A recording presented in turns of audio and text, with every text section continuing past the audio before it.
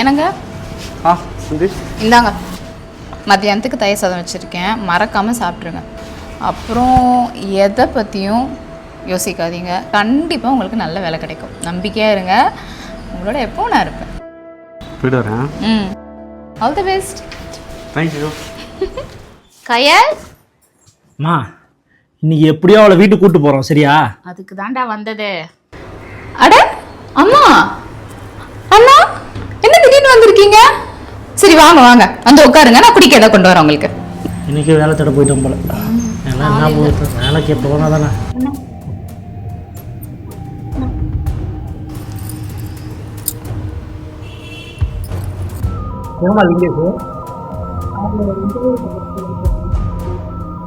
ஆமா, கடைசி வரைக்கும் இப்படித்தான் இன்டர்வியூ போயிட்டு இருக்காரு.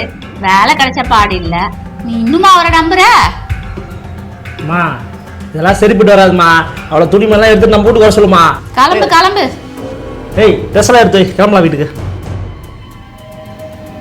வாங்க, என்ன இவ்வளோ சீக்கிரம் வந்துட்டீங்க? என்ன மச்சான் அத்தையும் வந்துருக்காங்க? அவங்க வருவாங்கன்னு எனக்கே தெரியாது. சரி, எல்லாம் பேக் பண்ணிட்டு கிளம்பு, நம்ம கிளம்பலாம். என்ன பாக்குற? பையெல்லாம் எடுத்துட்டு வா, கிளம்பலாம். ஏய் கயல், நீ உங்கள் வீட்டுக்கு போறியா? ஆமா, அவளை எங்க வீட்டுக்கு கூப்பிட்டு போறோம். நீங்களும் எந்த வேலை வெட்டிக்கும் போறது இல்ல. என் பொண்ணை நான் எப்படி வளர்ந்தேன்னு தெரியுமா? அவளுக்கு என்ன தலையெழுத்தா இங்க வந்து கஷ்டப்படணும்னு?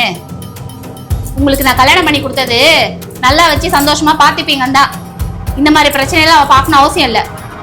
நீ கிளம்பி நம்ம போலாம். நீங்க என்ன பேசிட்டு இருக்கீங்க? நான் எங்கேயும் வரமாட்டேன். நான் அவரை விட்டுட்டு எங்கேயும் வர மாட்டேன். நீங்க பேசுறதெல்லாம் சரியா? என் புருஷன் கஷ்டத்துல இருக்கும் பொழுது அவரை விட்டுட்டு அம்மா வீட்டுக்கு வா வான்னு சொல்றீங்க. நான் எப்படிமா வர முடியும்?